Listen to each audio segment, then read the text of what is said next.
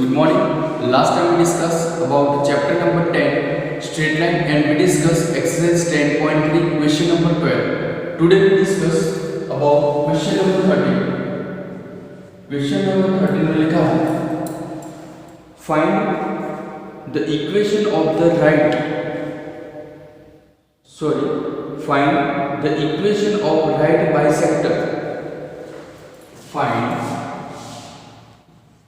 the equation of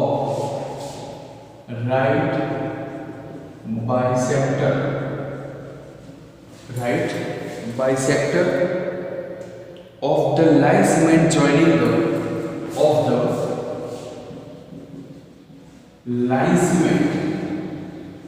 line segment joining the 2 points. 2 points is what? -1 3 to the 2 points 3 4 and -1 2. The points 3 4 and -1 2. तो सबसे पहले यहाँ पर सोचो कि क्या करना है इक्वेशन. यहाँ पर इक्वेशन के लिए find the equation of right bisector. तो राइट बाइसेक्टर किसको बोलेंगे? तो जैसे कि यहाँ पर मैंने एक इनिशियल पॉइंट और यहाँ पर एक लास्ट पॉइंट बताया है, उसको बोलेंगे line segment of AB. Line segment of AB. और A point is what? 3 4. A point is 3 4 and B point is -1 2. ठीक है. और ये जो है वो है बाइसेक्टर आपका, bisector of line segment AB का. ठीक है. तो इसका हमें इक्वेशन लाना है m डैश का. m डैश का इक्वेशन लाना है. यहां पर बोला है find the equation of the right bisector of the line segment joining the point 3 4 and -1 2. तो ये इक्वेशन लाने के लिए m डैश का इक्वेशन लाने के लिए सबसे पहले यहां पर कोई पॉइंट m हम सपोज कर लेते हैं. सो m is midpoint of AB. m is the midpoint of AB. यहाँ पर लिखेंगे here m of xy is the midpoint of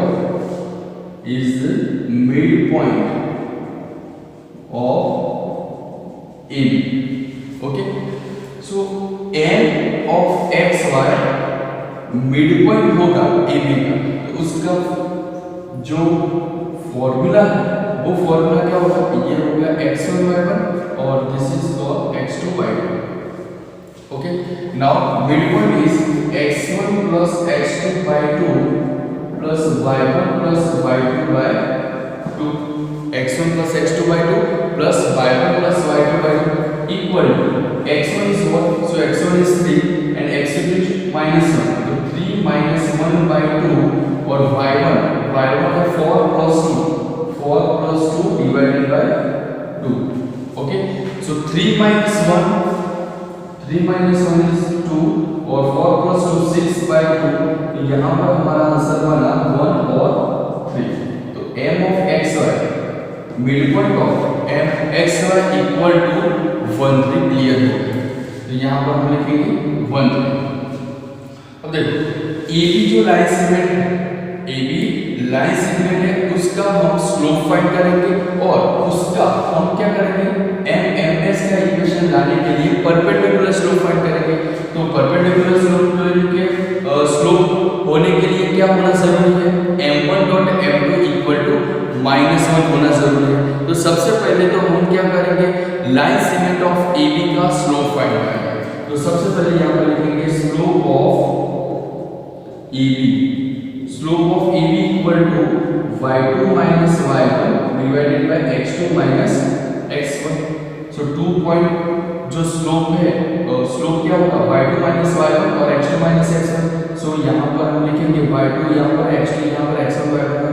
तो y2 minus y1 तो यहाँ पर क्या लिखेंगे? 2 minus y1 is 4 divided by x2 is -1 and x1 is 3. तो यहाँ पर होगा -3. क्लियर. सो 2 minus 4 तो आंसर होगा -2 डिवाइडेड बाय यहाँ पर कितना आएगा answer? 4. Minus, so minus minus is remove, so 1/2 यहाँ पर आपका एक स्लोप आया। किसका स्लोप आया? लाइन सेगमेंट ऑफ AB का। तो यहाँ पर हम लिखेंगे लाइन सेगमेंट ऑफ AB का स्लोप m1 इक्वल टू 1/2, यहाँ पर कंप्लीट। अब देखो इक्वेशन किसका लाना है? बाइसेक्टर का। बाइसेक्टर मींस ये परपेंडिकुलर है लाइन सेगमेंट से, तो हम क्या लिखेंगे? m1 dot m2 equal to -1। सो हमारे पास m1 है, m1 1/2 dot m2 equal to -1, therefore m2 equal to -2। तो यहाँ पर हमारा स्लोप क्लियर हो गया। बाइसेक्टर का स्लोप कितना मिला हमें? m2 equal to -2, so -2 slope है, और यहाँ पर एक पॉइंट भी पड़ा है 1, 3। तो स्लोप पॉइंट फॉर्मूला अप्लाई करके हम इक्वेशन फाइंड करेंगे। तो इक्वेशन में क्या लिखेंगे? तो यहाँ पर लिखेंगे m2 equal to -2 and m of xy equal to 1, 3, और इसका यूज करेंगे formula y minus y1 equal to m2 x minus x1। So y minus y1 is what? So y minus y1 is 3 and m2 is -2, x minus x1 is 1. Now solution करेंगे y minus 3 equal to -2x minus plus 2. So -2x, उसके बाद minus y plus 2 plus 3 equal to 0. Therefore -2x minus y plus 5 equal to 0, therefore -1 representing, so 2x plus y equal to 5. So this is the equation of bisector of the line segment joining the points 3, 4 and -1. Okay, तो यहाँ पर question number 12 complete हो गया। अब ready, sorry question number 13।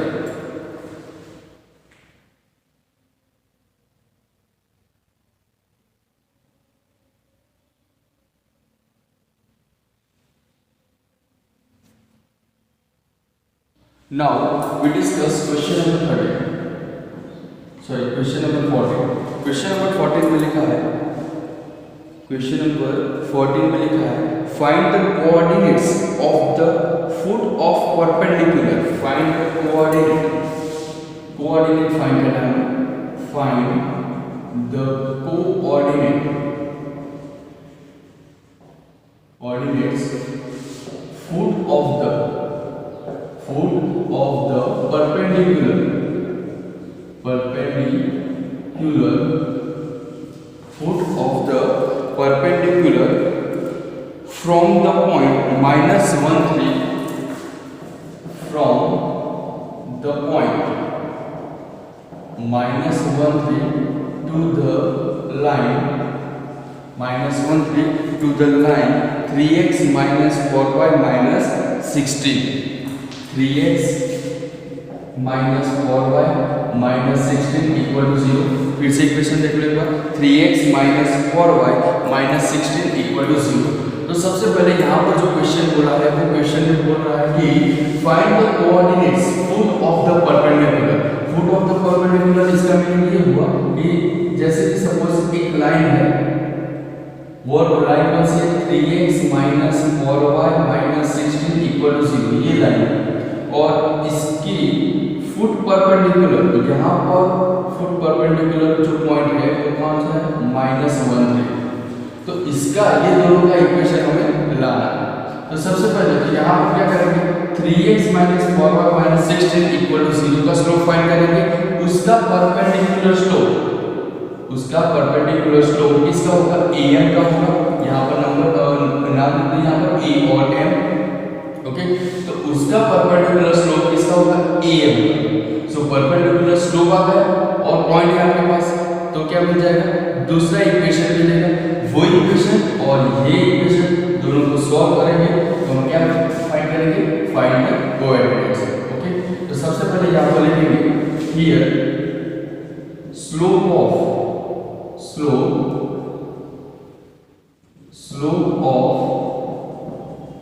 the 3x minus 4y minus 16 equal to 0.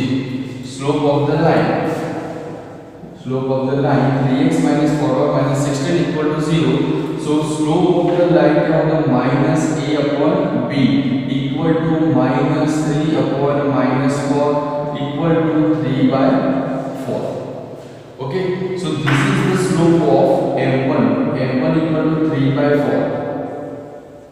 अब देखो ये जो लाइन है वो परपेंडिकुलर है किससे AM से, या तो AM is perpendicular 3x minus 4y minus 16 equal to 0. So perpendicular है तो इसके लिए लिखेंगे m1 dot m2 equal to क्या होगा -1 होगा। m1 dot m2 equal to -1। So m1 की वैल्यू है 3 by 4 into m2 equal to -1, therefore m2 equal to -4 by 3. So here m2 equal to -4 by 3 and point is given -1 है, तो लिखेंगे क्या यहाँ पर लिखेंगे कि m2 -4 by 3 and -1 जो पॉइंट उसके हिसाब से हम इक्वेशन फाइंड करेंगे इसका am, तो y minus y1 equal to m2 x minus x1. Okay, so y minus y1 y minus y1 3 m2 is -4 by 3 और x minus x1 is -1, so minus +1.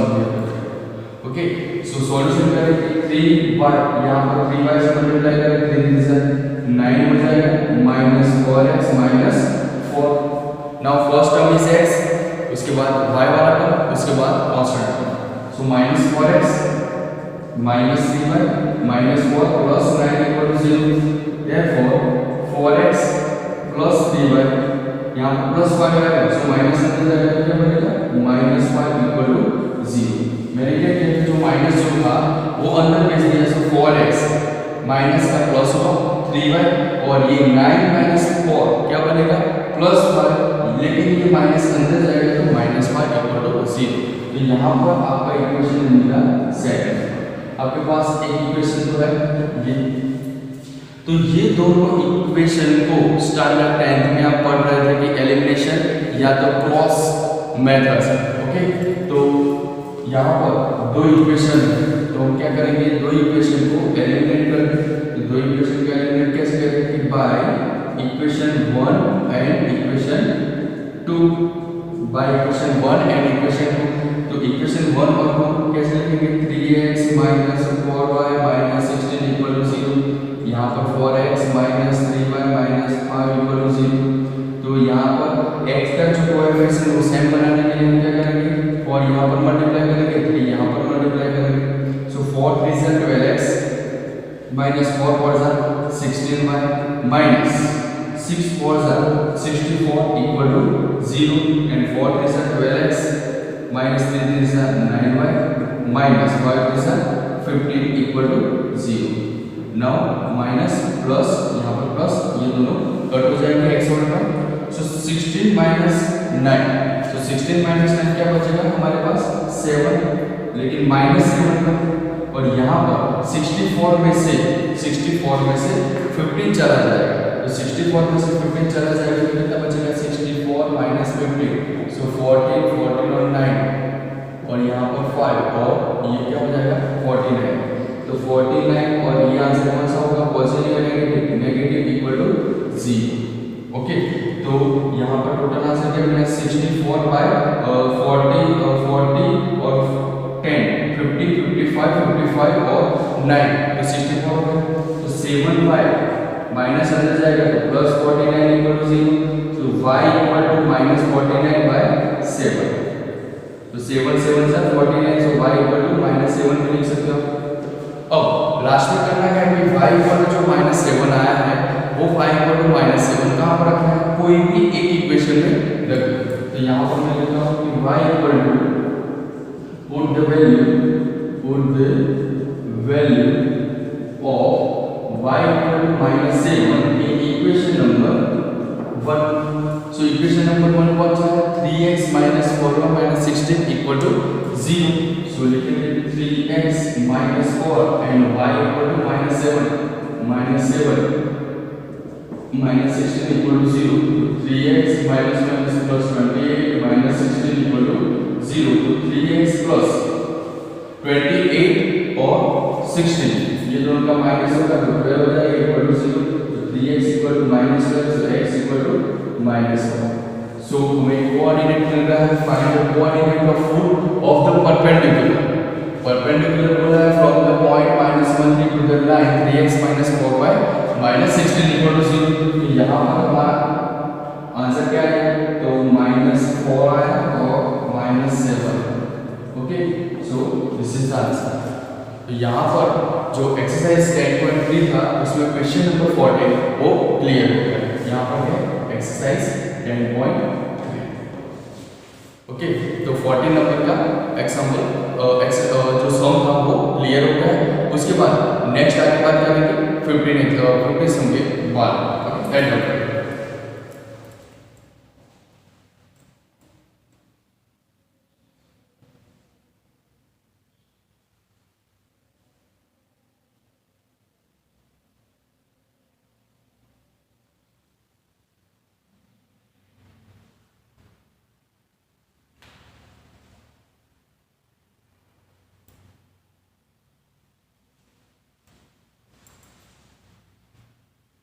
यहाँ पर देखो एक मिस्टेक कौन सी हो गई है, ये सेकंड नंबर का जो इक्वेशन था, वो है 4x + 3y, यानी कि आंसर चेंज हो जाएगा 4x + 3y, यहाँ पर भी 3y। ओके, प्लस माइनस यहाँ पर क्या हो जाएगा, माइनस हो जाएगा, तो आंसर होगा 25y। ओके, 25y माइनस यहाँ पर टोटल आंसर क्या बनेगा, minus minus plus minus minus, तो total 49 divided by 5, 49 divided by क्या हो जाएगा 25। सो y की वैल्यू कितनी मिली हमें, -49/25 यहाँ पर मिल रही है, यस राइट, -49/25। ओके, y की जो वैल्यू है वो इक्वेशन में रखेंगे तो -7 की जगह क्या लिखेंगे, -49/25 लिखेंगे, तो टोटल आंसर यहाँ पर भी चेंज हो जाएगा, तो क्या लिखेंगे 3x माइनस प्लस 49 मल्टीप्लाई 4, तो 49 मल्टीप्लाई 4 करेंगे, 49 मल्टीप्लाई 4 करेंगे तो 9 4 जा 36, 3 4 4 जा 16, 16 17 18 19, तो 19 196/25 -16 इक्वल टू 0। सो 25 एलसीएम लेके 3 से मल्टीप्लाई करें तो 75x प्लस 196 माइनस 25 और 16, 25 माइनस 16, सॉरी 25 मल्टीप्लाई 16। ओके, तो 0 1 5 5 2 1 2 5 6 30 3 6 2 12 और 12 13 14 15 0 0 और यहाँ पर क्या हो जाएगा 1 2 1 3 और एक 400 इक्वल टू 0। तो 75x यहाँ पर कितना बचेगा 196 माइनस 40 400, सो 400 के लिए कितना बचेगा 68 बच रहा है, ठीक है, सॉरी 68 नहीं बचेगा, ज्यादा बचेगा 400 माइनस 196। ओके, तो यहाँ पर क्या हो जाएगा 10 6 4, यहाँ पर क्या हो जाएगा 990, यहाँ पर क्या हो जाएगा 4 - 1 3, 304 डिवाइडेड बाय क्या हो जाएगा, यहाँ पर 304 इक्वल टू 0, तो 75x equal to 304, so x equal to 304 divided by 75, तो 25 3 और यहाँ पर क्या हो जाएगा 68 या तो 68 से आप डिवाइड करोगे तो कितना आंसर आ जाएगा 68 से 68 3 okay 68 304, so x equal to 68/25। Okay, so answer is x equal to 68/25 और यहाँ पर y इक्वल टू -49/25। ओके, तो यहाँ पर एक मिस्टेक क्या होगी, प्लस की जगह यहाँ पर माइनस के, सो आंसर में प्रॉब्लम आ रहा है। ओके, सो क्वेरी क्लियर करके आप